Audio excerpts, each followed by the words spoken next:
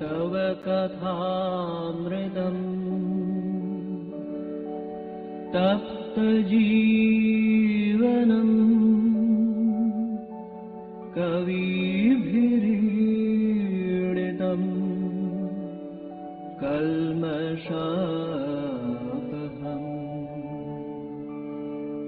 श्रवणमङ्गलम् श्रीमदाततम् भुवि गृह्णन्ति ये भूरिदा जनाः भुवि गृह्णन्ति ये भूरिदा जनाः।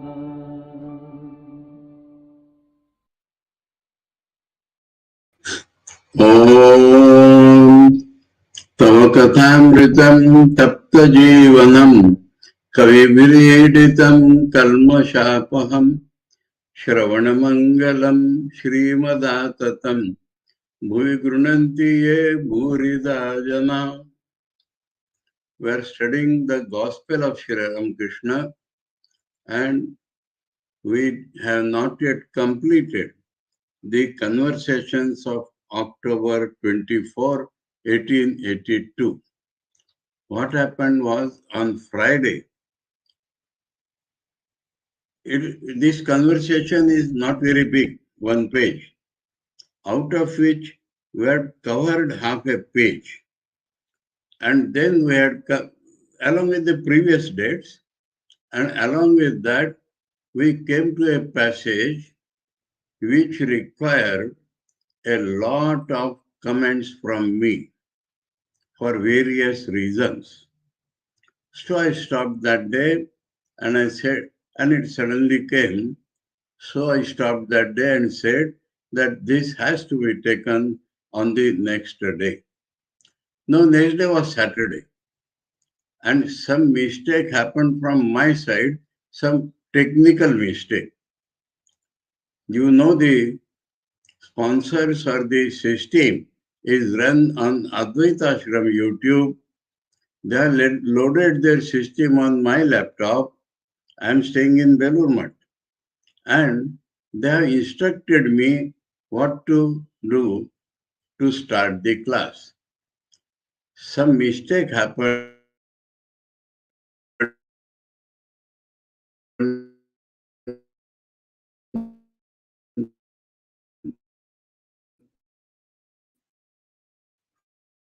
from my side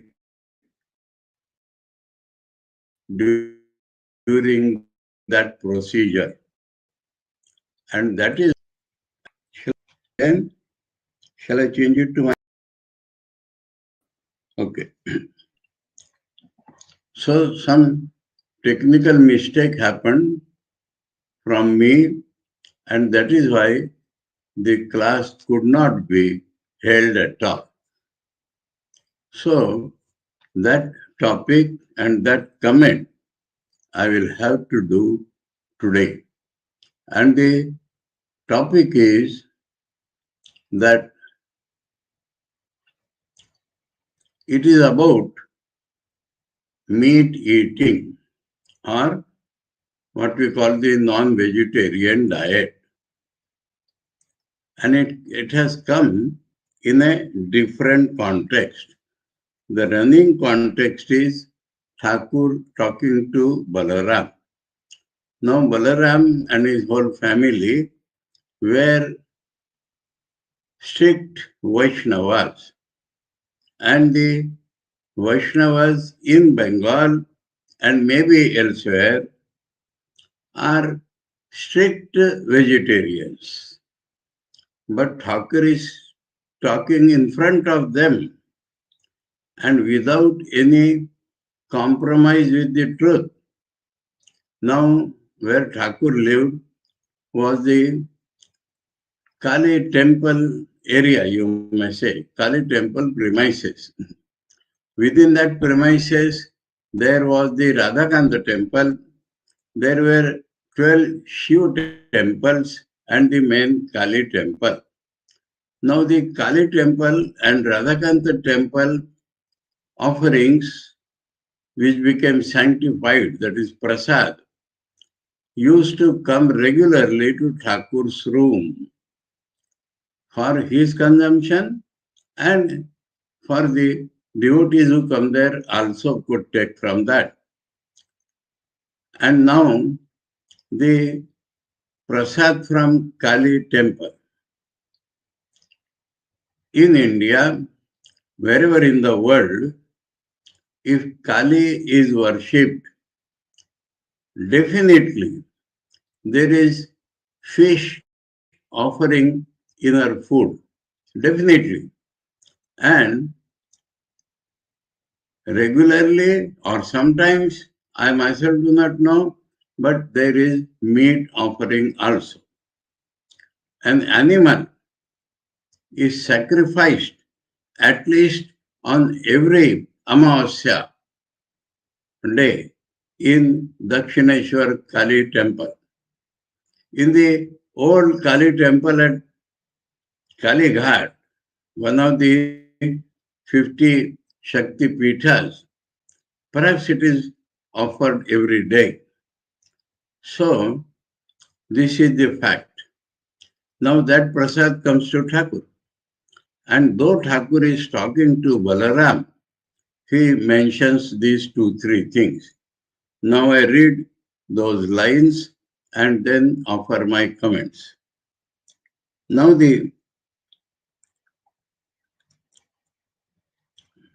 a certain person came here the other day, from here I presume, to Balaram. A certain person came here the other day. I understand he is the slave of that black hag of a wife. Here itself requires some comments from me. Black hag of a wife. That means the wife is black color, dark color, one thing. And he is a slave to that woman is another thing. Now, thereby one should never understand that Thakur is showing his dislike for black color or people with darker shades. That is one important point. So how to understand this sentence? Well, he is the slave of a wife. And we may say that incidentally that wife was dark or black. So black does not add to becoming a slave or not. Please remember that. Because we must judge in parallel examples. There is another girl in Thakur's life. Thakur had a disciple, Nath, and very dear to him, very dear. Now when Upen was, and he was Swami Vivekananda's friend, very fast friend. Now when Upendra was married, the girl to whom the marriage was fixed was of a darker complexion. And so Narendranath commented to Upen, why you are marrying that black girl? When the girl heard this, she got angry on Narendranath. And she said that Thakur has approved me for Upendranath. So when the marriage was getting fixed, the girl was brought to Thakur and Thakur approved her. He saw the Lakshanas in her, and these Lakshanas does not talk of black and white.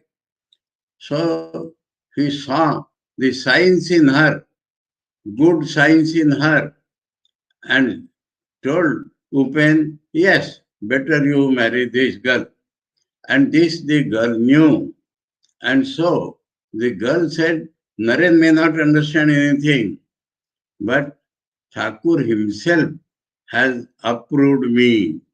So it becomes clear that Thakur is not against any women or men For that matter, if he or she is of dark complexion.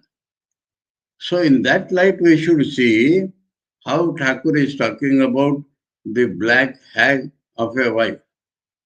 And we must understand it in this dis- distilled way, fractional way, that he is a slave to that wife is what Thakur is criticizing. And incidentally, she was black also. So Thakur is never against the blackness of color of any person whatsoever, so far as her or his spiritual life is concerned. Those who have changed, one of the Thakur's very dear disciples, Swami Adbhutananda, will notice he is not fair color. And many of Thakur's disciples are not fair colored. And so, it is fairness does not take one nearer God. And so, black or fair is never the criteria in spiritual life or in Thakur's mind. So, this is just an incident because we have seen Upen's wife said Thakur has approved me. Now, but the question is, he was slave to his wife. And then he adds, why is it that people do not see God? So the main topic for Balaram or for anybody in the world in Thakur's mind is that the aim of human life is Ishwar Darshan, the realizing of God. That is the only purpose for man should live. And some places Thakur has said, to love God is the main thing. And some places he has said, to realize God is the only aim of life. So, we can easily connect this, that if love for God grows in a mind, then one day or the other he is going to realize God. Again, here we understand that love is the only force in Sri Ramakrishna's view to realize God. Knowledge theoretical will not do that. Even the knowledge is a result of love. That is very clear. Those who want to refer an external authority for that, I recommend books published by Dakshinamurti Math Kashi. Swami Maheshananda Giri was a great scholar, and he has written introduction in English on the Sanskrit books or Sanskrit translated into Hindi books, and in that he has mentioned that the only power to take one to God is love. So I am quoting that those who understand real Vedanta have to accept. I have quoted several times. Shankaracharya says, Moksha sadhana samagram bhaktireva gariyasi, and then he has put so much value on bhakti. In Vivek Chudamani, Shraddha, Bhakti, Jnana Yogat, Dhyana Yogat, Mumukshor, Mukter, Sakshat, Gurnati, Shruti. So he says that the Upanishads are telling us the direct means of God realization is Shraddha, Bhakti, and Vivek. So, love is the force which takes a man to God. Now, here he says, why is it that people do not see God? It is because of the barrier of woman and gold. Barrier. Barrier means obstruction.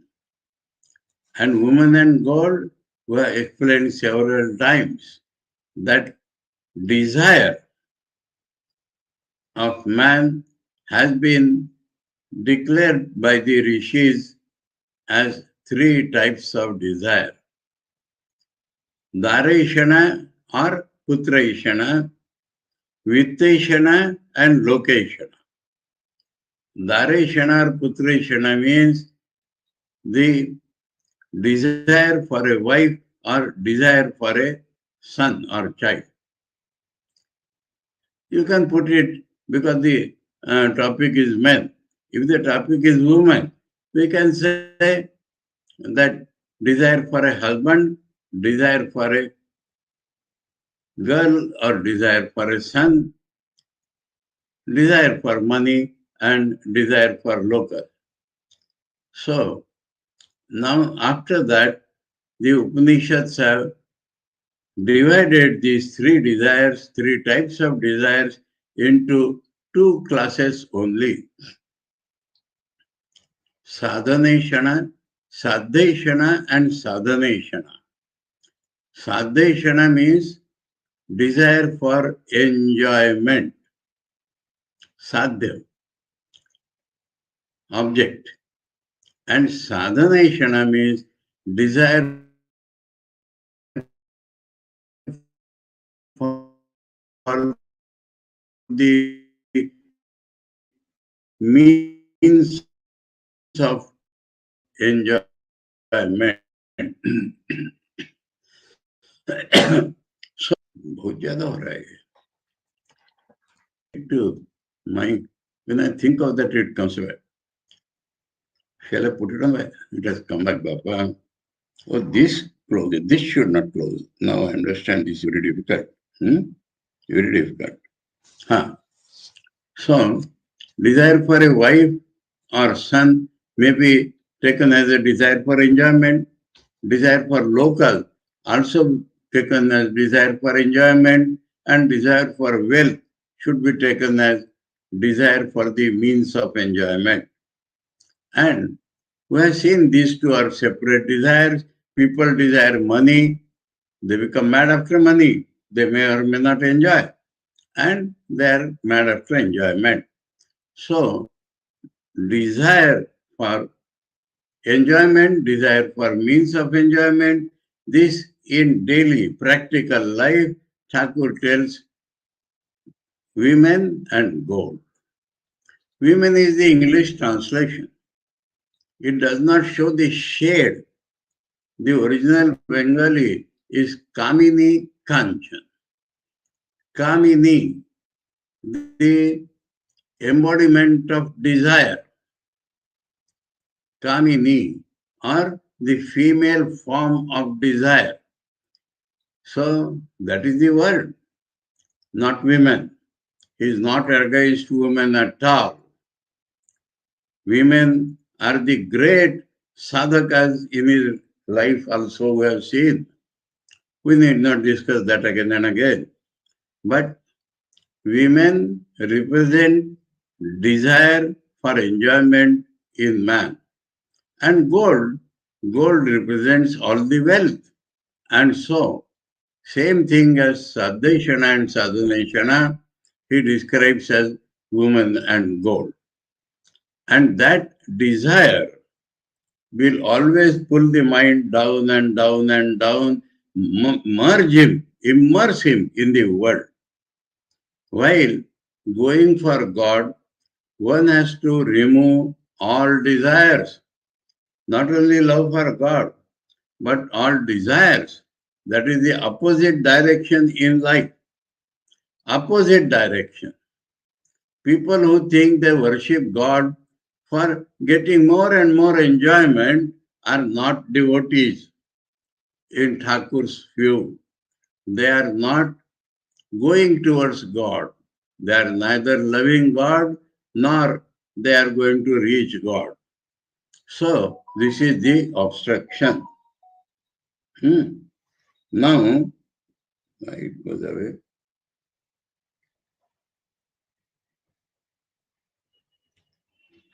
So, that is the point. Then,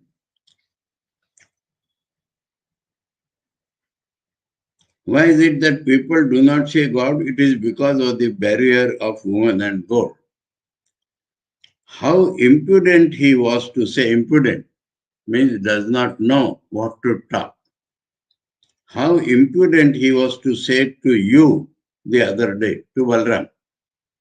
A Paramahamsa came to my father, his father, that person's father, who means his father, fed him with chicken curry. Now, why this is impudence? Because Balaram is a strict Vaishnava. And so they cannot imagine, though it may not have any meaning whatsoever, but we have to go by the faith of the Paramahamsa, of the Vaishnavas. And they cannot even imagine that a Paramahamsa who is supposed to have gone so high in the region of spirituality should be offered chicken curry. So that was the impudence. Now, after mentioning this, Thakur comes to this eating fish and meat because his prasad comes from Kali temple. So, chicken curry may be offensive to the Vaishnavas, and we have not heard of it as offering. Now, in my present state of mind, I can eat a little fish soup if it has been offered to the Divine Mother beforehand. Now, those who have the following gospel with Marathi or Hindi translation, I do not know about the other Indian languages, will find this para absolutely not there. And that is why I have to talk a lot about these points. Why it is not there? Why it has become offensive to people in general, especially in Maharashtra and Hindi belt. I have found many people in India, many, not only Marathi and Hindi people, many people throughout India feel, even the meat eaters feel, that in the field of spirituality, or when we talk of ideals or incarnations, we can never imagine that they took non-vegetarian food. I have met several of these people during my life. So, that is, I will come to that later. First, this is the point. And these days, especially, people ask me, I will tell the time from which it has come, that meat eating, no religion. And especially, if you mention beef before a Hindu, it is a worst sin. That is the modern view. In this context, let me read out to you a recent research article. I knew that there would be such a reference, and those who want to see this article themselves should refer to the heading of the article. The article is from a website, miligazette.com, and the name of the article is Rigveda Manusmriti Sanction Beef Eating. I will read out, then offer my comments. A recent photograph of some Hindu protesters demanding a ban on non-vegetarian food in restaurants and government canteens in India made me sit up and take notice. We are not talking of several incidents have happened recently. This is because the government comes in. I believe that these protesters are ignorant of what their religion preaches. They are simply going against their own religious scriptures. Most of the world religions sanctify offering of animals in sacrifice, including Hinduism. Hindu scriptures are witnesses to such sacrifices and killings of animals for consumption. References of such commands are replete in Hindu scriptures like Manusmriti, Vedas, Upanishads, Brahmins means the Brahman part of the Vedas. Griya Sutras, that is the social laws according to Vedas. Dharma Sutras, they are also of this type, and others. This column would not suffice for quoting all such references, but a few from different scriptures are imperative to bring home the point. This column would not suffice for quoting all such references, but a few from different scriptures are imperative to bring home the point and clear the misconceptions. Manusmriti chapter 5 verse 30 says, "It is not sinful to eat meat of eatable animals. For Brahma has created both the eaters and the eatables." Manusmriti 5 by 35, that means chapter 5 verse 35 states, "When a man who is properly engaged in a ritual does not eat meat after his death, he will become a sacrificial animal during 21 rebirths. So rather, it condemns refusal to take meat if he is engaged in a sacrifice. So ritual. So there are certain rituals which necessitate man to eat meat. Maharshi Yajnavalkya says in Shatapatha Brahman 3 by 1 by 2 by 21. He has quoted verse. So those who want to see can see these places. That Yajnavalkya says that I eat beef because it is very soft and delicious. Straight away, Yajnavalkya is the greatest sages of ancient India, who is considered as an avatar today. He very lightly describes he eats beef because it is soft and it is delicious. It is very soft and delicious. Here I may add some reference known to me. It is from the Vedas or some source that a great Acharya has visited other ashrama. And the ashrama where he visited, there two brahmacharis are talking to each other that a great Acharya has come. So today, the softest calf of our ashram will go to be cooked for him. Softest.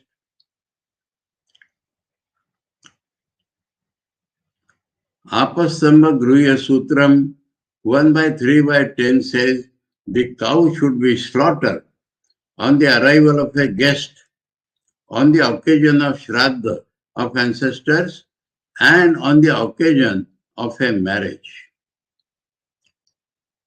So, prescribes that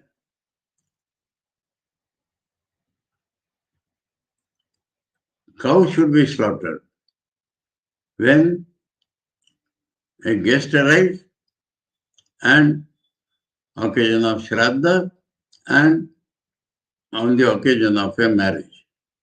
Rig Veda 10 by 85 by 13 declares on the occasion of a girl's marriage, oxen and cows are slaughtered. So, marriage, especially girls' marriage, that means the girls' party in the marriage. There, so many scriptures are telling you must offer cow meat or beef to the guests because they understood the reason, soft and delicious. Rigveda 6/17/1. Please understand, I am not recommending non-vegetarian diet. I am just quoting scriptures to clear some misunderstanding. Rigveda 6/17/1 states that Indra used to eat the meat of cow, calf, horse and buffalo. Indra used to eat meat of cow, calf, horse and buffalo.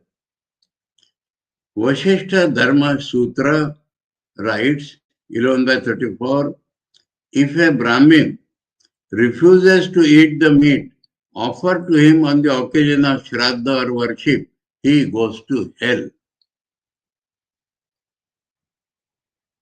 We read in Manusmriti before, that 21 lives see sacrificial animal during 21 rivers. So here he simply says goes to hell. I already told. Now let me add one or two incidents from Valmiki Ramayana rightly translated. Because the Gita Press translations have murdered these things. Gita Press belongs to Parama Vaishnavas and they cannot tolerate this idea. And so they have changed the translation. You cannot change the original Valmiki. So I will quote one or two incidents from the original Valmiki. In the forest, not in his own home, Rama has gone to forest. And there one description tells Rama and Lakshmana killed 4 or 6 types of deer today. It is not about beef, but about meat eating in general. And then another incident there in Valmiki Ramayana is that Rama is telling Sita, see, Lakshmana, with the help of a spear or fork, has roasted this whole deer in the fire. See how sweet it has become. He is telling Sita about it. So, the other question will be, when this became prevalent in Hinduism, we have seen scriptures as old as Rigveda, the social scriptures like Manusmriti, and all of them not only not asking or condemning meat eating, they are condemning those who refuse to eat meat. They are prescribing meat eating for Hindus. Now, this article, let us continue a little more. Also, comments of some great scholars of Hinduism are also worth noting.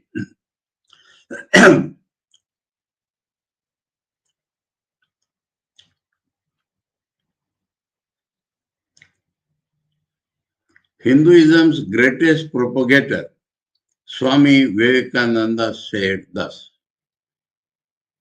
you will be surprised to know that according to ancient Hindu rites and rituals, a man cannot be a good Hindu who does not eat beef.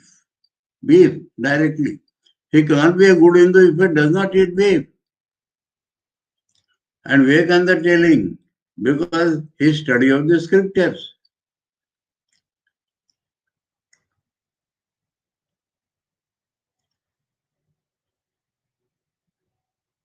You will be surprised to know that according to ancient Hindu rites and rituals, a man cannot be a good Hindu who does not eat beef. The complete verse of Swami Vivekananda, volume 3, page 536. Mukandilal, under authority, writes in his book Cow Slaughter Horns of a Dilemma, page 18. That book name is Cow Slaughter Horns of a Dilemma, and in that page 18 he writes, in ancient India, cow slaughter was considered auspicious. On the occasions of some ceremonies, bride and groom used to sit on the hide, that is the skin, of a red ox in front of the Vedi, the altar. So the red ox is slaughtered, and on that hide they are sitting. Adi Shankaracharya's commentary on Brihadaranyaka Upanishad 6 by 4 by 18 says, Odana, rice mixed with meat, is called Mansodana. Here, the Gita Press translation will tell us Mansodana means rice cooked with the um, substance, guda, of certain fruits, like we say brinjal rice. So that is the Mansodana according to them. While Mansa means meat. But here it is still clarified by Shankaracharya. Odana mixed with meat is called Mansodana. On being asked whose meat it should be, Shankaracharya is being asked, and he said, he answers, Uksha. Now look for Uksha in the dictionary. Uksha is used for an ox which is capable to produce semen. That means ox with potency. That flesh is called Uksha, and that mixed with rice is Mansodana, not brinjals.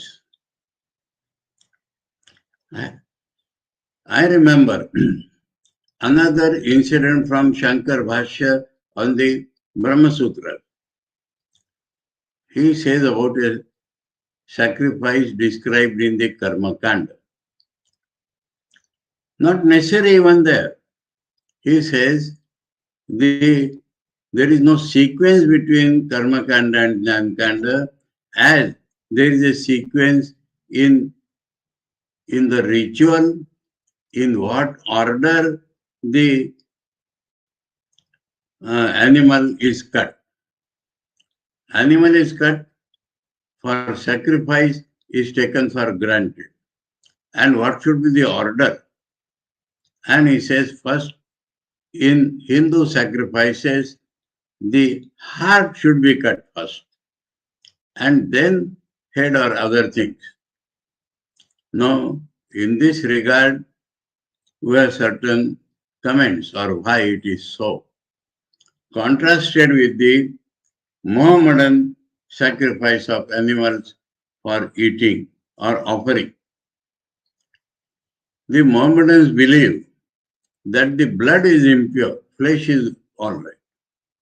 And so, it is a religious teaching in Islam that we should make a puncture somewhere in the animal's body and let all the blood ooze out. And such animal should be sacrificed for a deity, and that they called as halal. And halal meat is very pure. But think of how much torture we are producing for that animal. They have believed that blood is impure. But animal's blood being dropped out, drop by drop. How much torture. Hindus, on the other hand, believe that we are killing the animal, but we should give least pain to that animal. And so, first cut the heart. So the animal is dead now. Then cut this part or that part or that part. So, I will tell something more. When in South India, when I say South India, I talk of Tamil Nadu only because I have lived there for 10 years. In North India, comparatively, if we are strict vegetarians, then the food, if you have to get from a hotel, the roadside hotels are called dhaba in Punjabi and also in Hindi. And if we want strict vegetarian food, that dhaba is called Vaishnava dhaba. In the south, in Tamil Nadu, the strictly vegetarian food is called Shaiva diet. See the contrast. And what is the origin of this word? I try to find out. That when the Vedic Aryans went to South India, the southern people saw that these Vedic Aryans cut animals for sacrifice and eat them without exception. And there was a Shiva worship in Tamil Nadu independently of the Vedas. And they did not eat meat. So, to distinguish a vegetarian from a non-vegetarian, they would ask me, I have been asked several times, you take Shaiva food, isn't it? So they also believe that religious people at least will have Shaiva food. Now, so far as religious people are concerned, let us go back to Buddha. Buddha, in his old age, was suffering from stomach problems. And a Chandal, a man of the lowest caste, who cooked dogs also, invited him for food. His direct disciple, dearest disciple, Ananda, told, please do not go. Buddha said, he has invited me, I will go.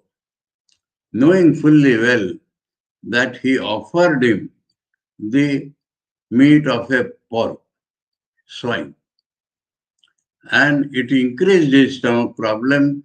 He, of course, gave up his body in samadhi, but that became the cause, nimitta karan. Now, the question is this: Buddha ate like this. We, the Paramahamsas, the Paramahamsas is mentioned now. We, the so-called Paramahamsas, if we try to read our scriptures regarding food offered by begging, we have to accept whatever we get as food. Whatever we get as food, we cannot say no. If you have gone out for begging Madhukari, not in the Chhatra, Madhukari, then they may ask you whether you eat cooked food or raw food. We can say, or we should say, we do not accept raw food because we are not going to cook. But any cooked food is all right for us. That is our rule. Anyway, as the author mentions, that Hindus do not know their scriptures. Now, let me come to the other point. This is, as I understand, after the advent of Bhagwan Buddha, he condemned all the Vedas because Vedas prescribe animal sacrifices. That was the only point on which Buddha rejected all the Vedas, including Dankanda or Inikanda. Yadgarthe Pashava Srishta. That is, animals are created for sacrifice. This teaching is a Vedic teaching. And Buddha thought that in a modern India, I will tell you something.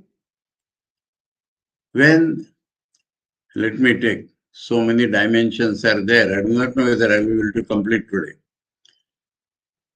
When I'm shifting the thing to bring to the same point, we have already heard Vivekananda.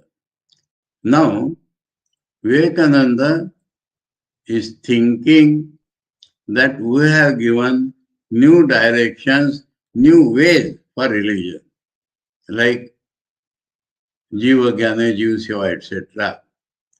Are the old forms still valid? Like that he is thinking. He is thinking we have given new forms to religion. Are the old forms still valid? At that point, Durga Devi came before him and asked him, shall we go away then? Meaning is that if you do not worship Durga, then people will gradually stop Durga worship because Yadacharati Shrestha Tattadeva Itarojana. So Swami Vivekananda's mind started thinking. He consulted Brahmananda Swami. Raja, shall we worship Durga in the mat? Raja Maharaj says, for 7 days Durga is appearing before me and asking me whether you are going to worship me or not. I was afraid to talk to you on that point because of your all new modern ideas. Now when two, the very founders, you may say, of mission, agreed on a point, Swami Vivekananda did not act immediately. He said, then Raja, let us go and ask the Holy Mother about it. She is the final authority. So both of them and many sadhus crossed the Ganges and went to meet Holy Mother and asked her, Mother, shall we have Durga worship in the mat? Mother replied, if you do not worship Shakti, power, how will you get the power to do good to people? So she showed a very different angle. Swami Vivekananda's mind is only old forms and new forms. Shall we do Durga worship in the mat? Mother said, if you do not worship Shakti, how will you get Shakti for doing good to people? So, Swamiji's mind says that old forms are valid. But then, Durga worship everywhere in Bengal and in many places in India entails the sacrificing of animals on the Ashtami and other days. So Swami Vivekananda, thinking of old and new, wanted to confirm that and asked Mother. He did not mention this. He only said, then we shall do as the books have said. Mother said, yes, but yes, you shall do according to the books, but no animal sacrifice. Swami Vivekananda had the only argument before Mother, only one argument. He has thousands of arguments for Thakur, but for Mother only one argument. Mother, that is also written in the books.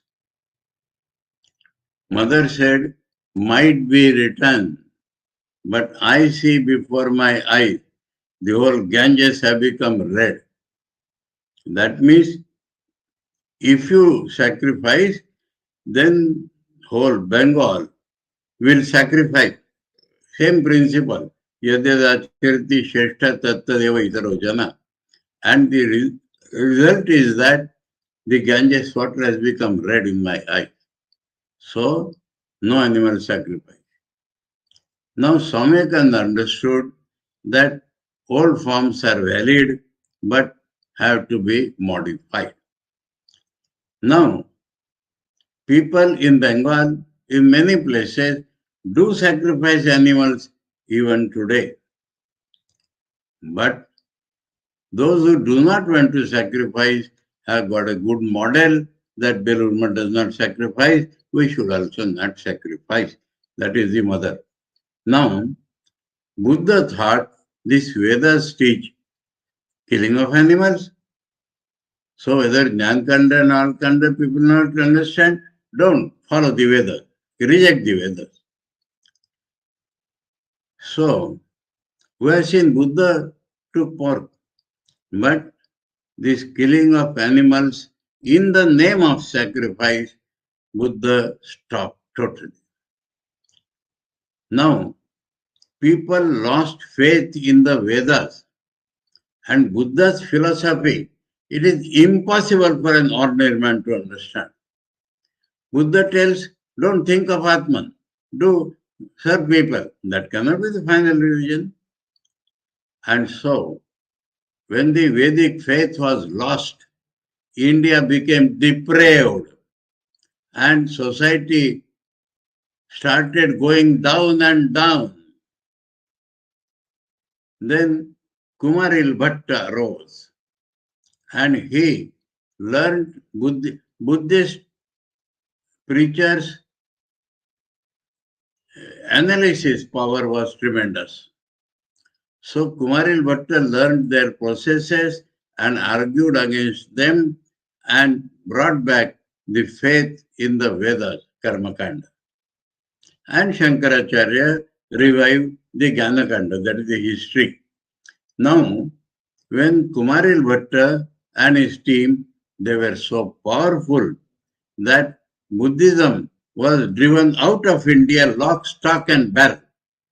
Neither their books were available, nor anybody practicing Buddhism was available. In 1950, AD 1950, that is 2500 years of Buddha, the government of India and government of Bihar used their best talents, researchers, to get the Buddhist books back from Tibet, Korea, China, Burma, etc. And now they have become plentifully available to us. So, we do not know that source. But though Buddhism was driven out, his preaching of preaching of strict vegetarianism was adopted by India, especially the Vaishnavas. That is the history. If something catches the mind of man, then, and if you support it, then on that strength, you can reject the other things. So his removing the faith in the Vedas, the faith in the Vedas was restored, but after accepting his vegetarianism. That is how in India we do not, whether the Shaivas or Vaishnavas, we do not in general eat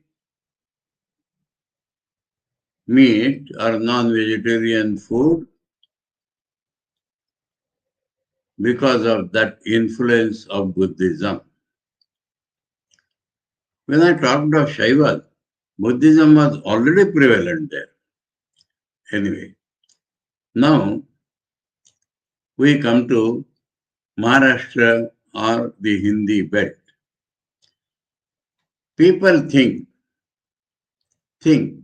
and we have seen what the author is telling, without knowing any of these facts. They think Hinduism means don't eat meat. Hinduism means cow is our mother. No, these are different considerations. Dayananda Saraswati, the founder of Arya Samaj, written a book, Go Karuna Nidhi.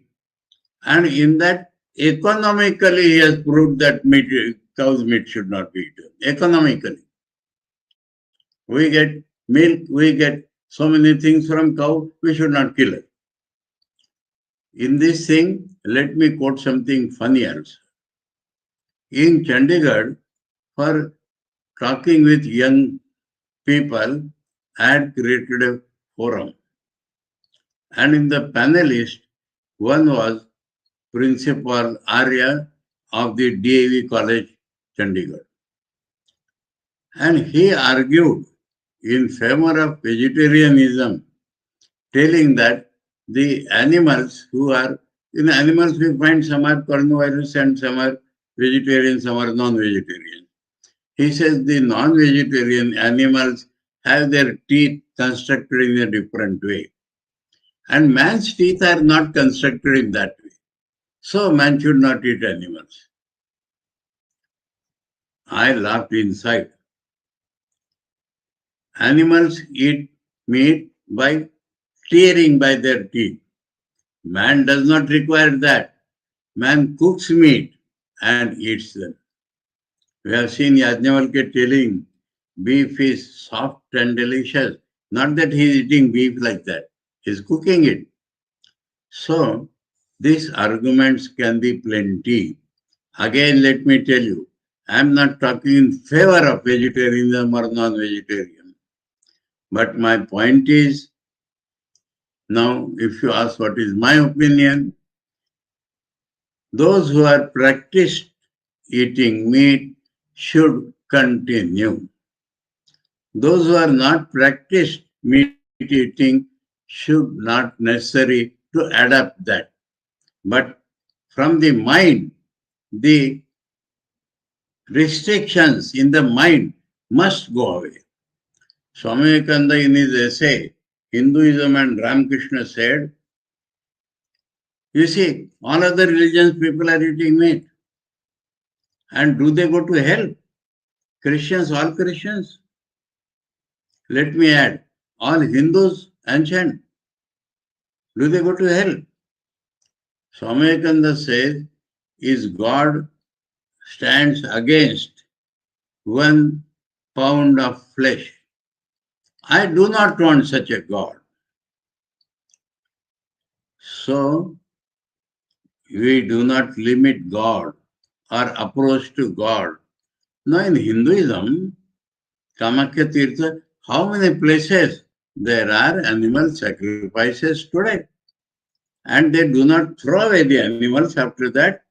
They eat in, and so the consideration, in my opinion, should not be meat or non-meat. Meat is condemned by other people due to different reasons.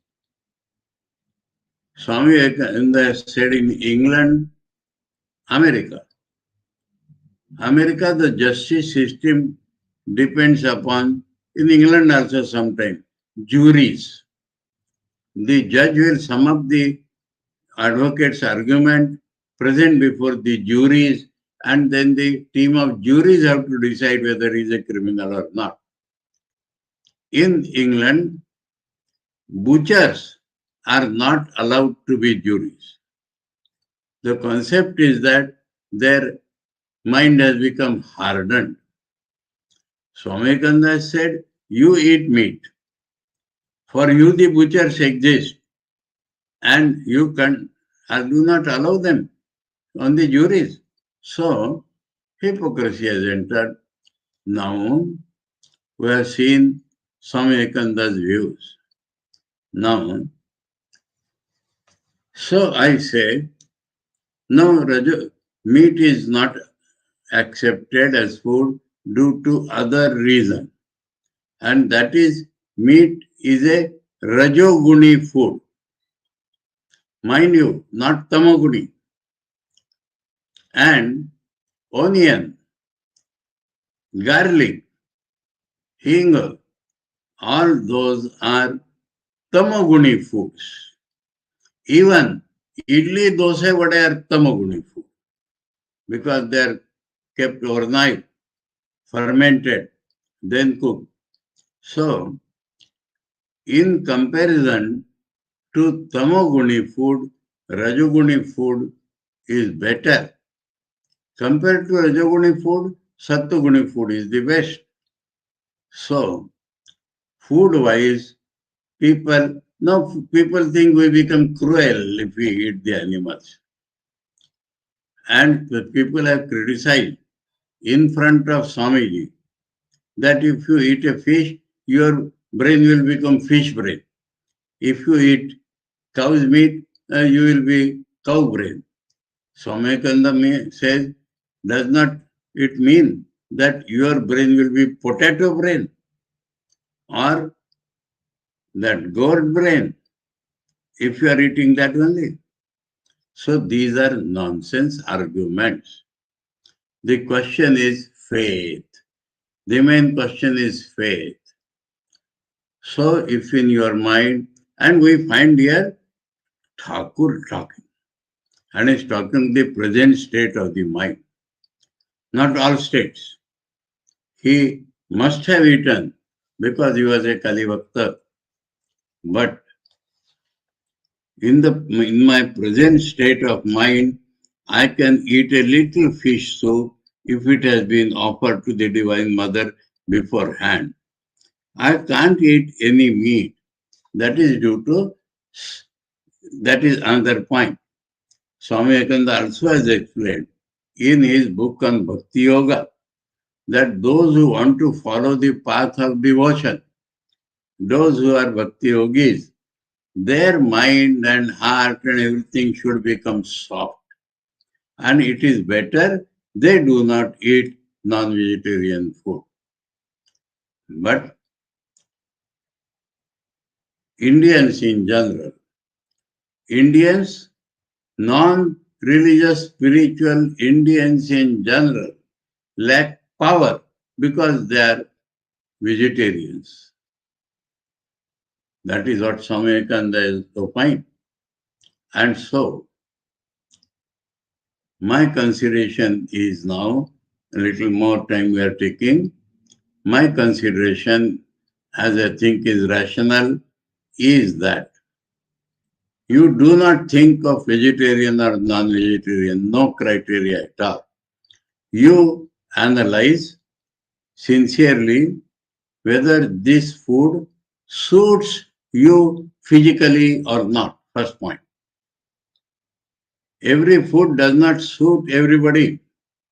So whether this food physically suits you health or not, first consideration. Second consideration, if this food suits your spiritual growth or not, that is the important consideration for sadhakas. We find people swallowing onions and so many things, not getting affected.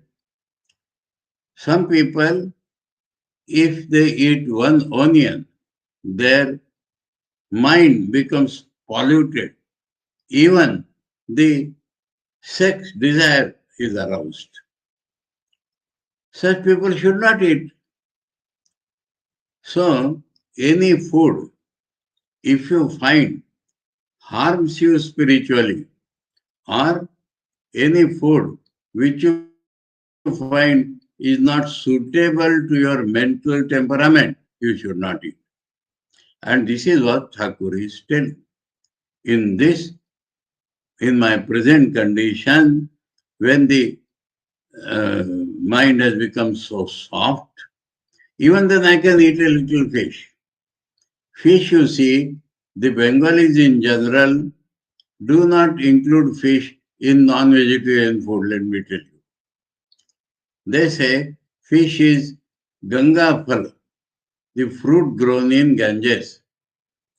Now, let me tell another point here. What man eats in general depends only upon what is available easily, plentiful in the area in which he is born or grows.